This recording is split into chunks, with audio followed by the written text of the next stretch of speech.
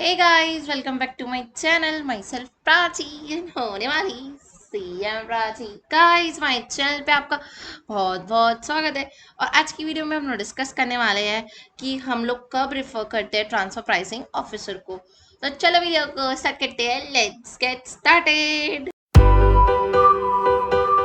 तो guys, SSC को लग सकता है कि उसके इंटरनेशनल ट्रांजैक्शन में उसको टीपीओ मतलब ट्रांसफर प्राइसिंग ऑफिसर को रेफर करना पड़े। ठीक है, तो उसके लिए गाइस सबसे पहले तो मैं आपको बता दूं कि ये जो टॉपिक है वो एकदम थ्योरी है। इसके बाद वाले भी कुछ टॉपिक एकदम थ्योरी है, तो आपको प्योर थ्योरी याद तो करना ही पड़ेगा गाइस। तो अपन थोड़ा सा मसाला छिड़क छिड़क के इसको याद करने का कोशिश करते हैं। ठीक है गाइस, तो आप मेरे साथ रहो, मेरी हेल्प करो याद करने में, आप हेल्प करो तो फिर बढ़िया हो जाएगा। ठीक है, सबसे पहले जो एसएससी रहता है ना गाइस, जैसे कि अपन लोग है, अपन को लग सकता है कि हमारे इंटरनेशनल ट्रांजेक्शन है ना, उसमें ना अपन को एओ से अप्रूवल लेना पड़ेगा सबसे पहले तो। ठीक है, जब अपन एओ से अप्रूवल ले लेंगे तो फिर हम उनसे पूछेंगे क्या हमको टीपीओ पर जाने की ज़रूरत है। अगर वो हाँ बोलेगा, हाँ हाँ जाना चाहिए करके, मतलब जो सीनियर है वो हाँ बोलेगा, हाँ हाँ आपको तो बिल्कुल टीपीओ के पास जाना ही चाहिए, तो फिर उस केस में अपन जा सकते हैं टीपीओ के पास। ठीक है, टीपीओ के लिए जाने के लिए क्या करना पड़ेगा, सबसे पहले हमको रिक्वेस्ट करना पड़ेगा अपने डाटाबेस और एविडेंस के साथ। ठीक है, अपन रिक्वेस्ट करेंगे, फिर जो टीपीओ रहेगा अगर वो एक्सेप्ट कर लेता है तो फिर जो टीपीओ रहता है वो 60 डेज के अंदर before end of financial year, मतलब फाइनेंशियल ईयर अगर अभी एंड होने वाला है मार्च में, तो 60 डेज मतलब मार्च और इसके पहले वाला मंथ फेब, मतलब जनवरी तक उसको क्या करना पड़ेगा, अपना रिपोर्ट देना पड़ेगा। ठीक है, टीपीओ एक रिपोर्ट देता है इंटरनेशनल ट्रांजेक्शन्स के ऊपर। ठीक है, फिर से बता रही हूँ मैं। सबसे पहले आप एसएससी हो, आपको लग रहा है कि मेरे को टीपीओ के पास जाना चाहिए क्या, क्योंकि मेरे इंटरनेशनल ट्रांजेक्शन्स है, तो आप एओ से अप्रूवल लोगे। अगर एओ अप्रूवल दे देता है अपने सीनियर से पूछकर, तो उस केस में आप टीपीओ के पास जा सकते हो।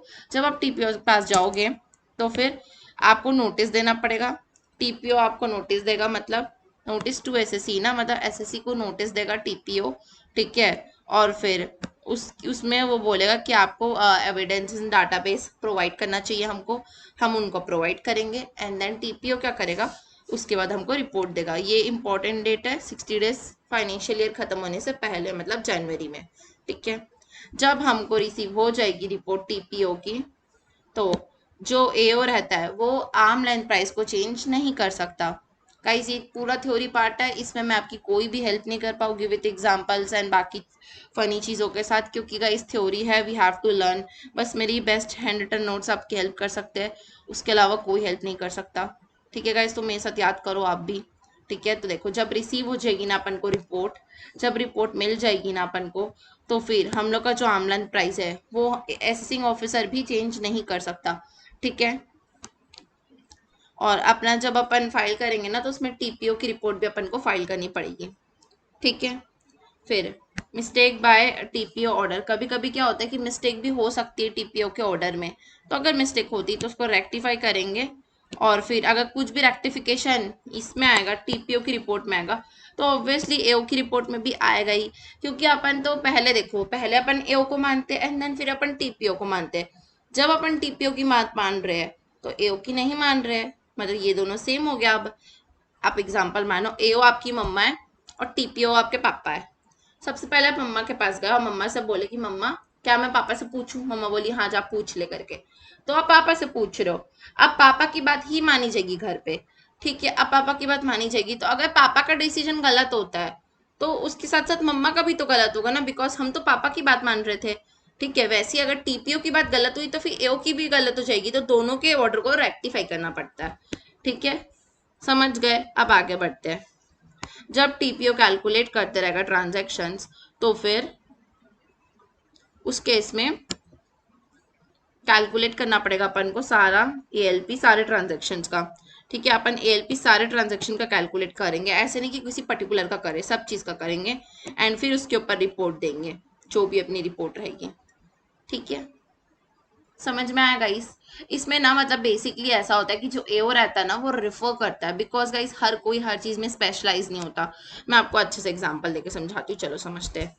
ये जैसे कि ना एओ है, ठीक है, अब इसको स्पेशलाइजेशन इनकम टैक्स में है ना, बट इसको ये नहीं पता ना कि क्या रेट लगना चाहिए, कब किस चीज़ पे रेट लगना चाहिए, कौन सा रेट बेस्ट है, ये उसको नहीं पता है। तो वो क्या करेगा, वो रिफर करेगा ना कि जाओ आप उनसे पूछ लीजिए एक बार। जैसे कि गाइज आप जाते हो डॉक्टर के पास, मतलब मिस्टर एक्स गए डॉक्टर के पास, ठीक है, मिस्टर एक्स गए डॉक्टर के पास, वो डॉक्टर को बोले कि डॉक्टर मेरे को ना थोड़ा ठीक नहीं लग रहा, आप देखिए करके। अब जब डॉक्टर डायग्नोस किया उसको, मतलब चेक किया, तो फिर डॉक्टर को लगा कि इसको कोई ना बीमारी है जो पता नहीं कर पा रहा है डॉक्टर। अभी जो मिस्टर एक्स जिस डॉक्टर के पास गए हैं ना, वो डॉक्टर एकदम नॉर्मल डॉक्टर है, मतलब जो मेडिसिन देता है और नॉर्मली हर चीज़ का इलाज करता है, वो वाला डॉक्टर है वो। ठीक है, तो उनके पास गए थे, बट उन डॉक्टर को ऐसा लगा कि इनको किसी स्पेशलाइज्ड डॉक्टर की ज़रूरत है जो इनका इलाज कर सके। मैं नहीं कर सकता इनका इलाज क्योंकि मैं एक जनरल डॉक्टर हूँ। ठीक है, जैसे कि हार्ट स्पेशलिस्ट होता है, बाकी चीज़ के स्पेशलिस्ट डॉक्टर्स होते हैं, तो वैसे डॉक्टर पास जाने की ज़रूरत है ऐसा लगा। तो मिस्टर एक्स को जो अभी वाले डॉक्टर है वो रिफर कर देंगे ना कि आप एक बार हार्ट वाले डॉक्टर को दिखा दो जाकर। ऐसे करके नहीं बोलते डॉक्टर्स की, आपके फैमिली डॉक्टर बोल सकते कि सर आपको हार्ट वाले डॉक्टर के पास जाना चाहिए, एक बार चेकअप करवा लीजिए, है ना। तो आप क्या कर रहे हो, क्या आपको नहीं आता है? आता तो है, बट हम स्पेशलाइज नहीं है उस चीज़ पे। हम हार्ट के बारे में चेक करने के लिए उतना स्पेशलाइजेशन नॉलेज नहीं रखते हैं, हम डेली प्रैक्टिस नहीं करते हैं। ठीक है, तो हम क्या करते हैं, रिफर करते हैं। वैसे ही जो एओ है वो ट्रांसफर प्राइसिंग का काम रोज रोज नहीं करता है, वो कभी कभी करता है, या फिर उसको उतनी एकदम नॉलेज नहीं है, डेप्थ नॉलेज की ट्रांसफर प्राइसिंग में क्या प्रोविजंस लगने चाहिए। इसीलिए जो एओ रहता है वो ट्रांसफर प्राइसिंग ऑफिसर को ये रिफर कर देता है। ठीक है, बट आफ्टर रेफरेंस ऐसा नहीं गाइस कि उसकी पूरी जिम्मेदारी हमारी होगी। फॉर एग्जाम्पल जो मिस्टर एक्स है वो गए हो गए हार्ट स्पेशलिस्ट के पास, और उसके बाद उनको हार्ट अटैक आ गया और उनकी दीर्घायु वर्ष मौत हो जाती है, मान लीजिए एक बार के लिए। तो इसमें इसमें जो फैमिली डॉक्टर है जिसने रेफरेंस दी थी उसकी तो गलती नहीं ना, वो तो गुड फेथ में दिया था, वो तो सोच के दिया था कि कहीं वो उन स्पेशलिस्ट के पास जाएंगे तो ठीक हो जाएंगे, बट नहीं हो पाए, तो उसमें जो फैमिली डॉक्टर है उसकी कोई भी गलती नहीं है। वैसे ही जब एओ रेफर करवा रहा है टीपीओ के पास, तो एओ तो अच्छा सोच के करवा रहा है ना कि ये इनके पास स्पेशल नॉलेज है, तो ये करेंगे तो अच्छा ही करेंगे। अब उसके बाद कोई गलती निकल सकती है या कुछ होता है तो उसका एओ जिम्मेदारी नहीं लेगा।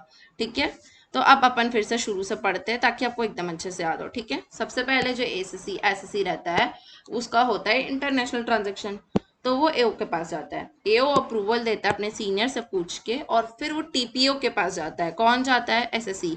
ठीक है, क्योंकि उसको कौन रेफर किया, एओ ने रेफर किया कि आप टीपीओ के पास जाओ।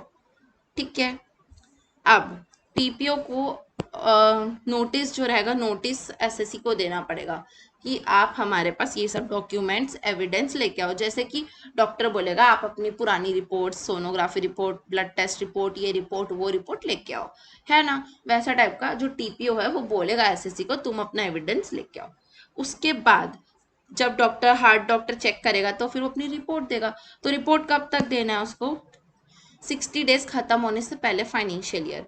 ठीक है, अब जब रिसीट हो जाएगा तो हार्ट वाले डॉक्टर की बात चलेगी ना। आप सोचो आप जनरल डॉक्टर के पास गए थे, वो दवाई लिख के दिया था कि रात में वाली दवाई खाना, दिन में वाली खाना, दिन में 2 बार ये खाना। अब हार्ट वाला डॉक्टर लिख के दिया नहीं ये सब मत खाना, ये वाला सिरप पीना, ऐसा करना वैसे करना, तो आप बताओ आप कौन सी बात मानोगे। मैम हम लोग इतनी महंगे हार्ट डॉक्टर के पास गए तो उसी की बात मानेंगे ना, ऑब्वियस सी बात है। वेरी गुड गाइस, तो मिस्टर एक्स अगर वहां गए तो वहां की बात मानेंगे। वैसी जब अपन जा गए हैं टीपीओ के पास, जब हम स्पेशल इसके पास गए हैं तो उनकी बात मानेंगे ना। तो अब अपन एएलपी नहीं मानेंगे एओ वाला, अब हम टीपीओ वाला मानेंगे। ठीक है, अब अगर टीपीओ वाले में कोई मिस्टेक रह जाती है, आप समझ लो कि कुछ साइड इफेक्ट्स हो गया, हार्ट वाले डॉक्टर की कुछ दवाई से मिस्टर एक्स को कोई साइड इफेक्ट्स होगा, तो वो अब तो अपन सिर्फ यही वाली दवाई खा रहे, हम वो दवाई खा ही नहीं रहे, तो हम एओ की जब बात मान ही नहीं रहे, तो अब तो सिर्फ और सिर्फ ट्रांसफर प्राइस हम वही वाला मान रहे हैं जो हमको टीपीओ ने दिया था। तो अब तो एओ की रिपोर्ट में भी चेंज करना पड़ेगा क्योंकि अब तो उसमें भी हमने वही लिख दिया है ना। अब जब अपन टीपीओ जब कैलकुलेट करता है ट्रांसफर प्राइसिंग, और जब कैलकुलेट करके ट्रांजेक्शन वगैरह करता है, ठीक है, तो वो सारे चीज़ को करता है। जब वो डायग्नोसिस करता है तो वो फुल बॉडी का करेगा ना। हार्ट वाला डॉक्टर पूरे बॉडी में जो ब्लड टेस्ट रहेगा, सोनोग्राफी रहेगा, जो भी रहता है वो सब रहेगा, तो वो सब पूरे बॉडी का देखेगा। ठीक है, और फिर अपनी रिपोर्ट देगा। ठीक है, तो आई होप गाइज आपको अच्छे से एग्जाम्पल से समझ में आ गया होगा कि ये वाली थ्योरी आपको याद भी हो जाएगी कि कब रिफर करते हैं अपन ट्रांसफर प्राइसिंग ऑफिसर्स को और उसकी क्या प्रोसीजर होती है। ठीक है गाइज, तो इसके बाद हम लोग एक नए टॉपिक में जंप ओवर करते हैं। चलो, तो गाइज नेक्स्ट टॉपिक है हमारा safe herbal rules. Safe herbal rule से गाइज आप क्या समझते हो, सबसे पहले मुझे ये बताओ, देन आगे क्या समझाओगे आपको। मैम सेफ हर्बल रूल से हम कुछ भी नहीं समझते क्योंकि हमको नहीं आता कुछ भी। वेरी गुड गाइज, आपसे ये एक्सपेक्टेड था मेरे को। I am proud of you. ठीक है, देखो ये आपको एक एग्जांपल से समझाती हूँ मैं। ये नाव दिख रही है, क्यूट सी सुंदर सी। मैम नाव दिख रही है बट सुंदर नहीं है। हाँ हाँ ठीक है, मेरी ड्राइंग अच्छी है, मेरे चैनल पे जाके देखना कितनी अच्छी बनाती हूँ मैं, बट मन नहीं हो रहा था उस समय बनाने का।